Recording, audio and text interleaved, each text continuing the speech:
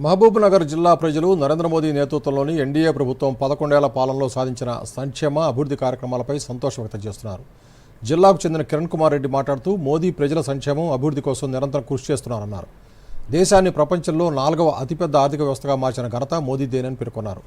అలాగే కోయిలకొండ మండలానికి చెందిన కరుణాకర్ రెడ్డి మాట్లాడుతూ దేశ శక్తి సామర్థ్యాలను ప్రపంచ వేదికపై చాటేందుకు మోదీని ప్రశంసించారు.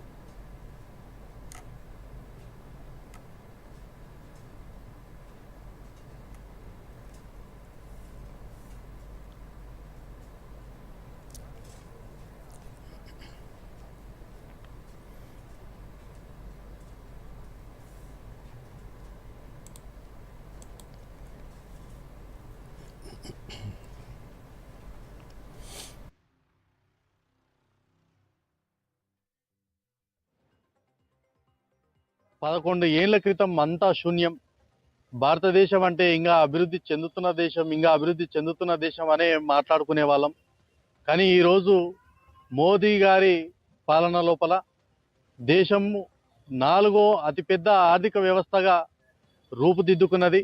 భారతదేశం కోసం భారతదేశమే తన కుటుంబంగా చేసుకొని అహర్నిశలు దాని గురించి అంటే ఒక్కరోజు కూడా సెలవు దినం లేకుండా కష్టపడుతున్నటువంటి వ్యక్తి, నిస్వార్థమైన వ్యక్తి నరేంద్ర మోడీ గారు అని చెప్పవచ్చు.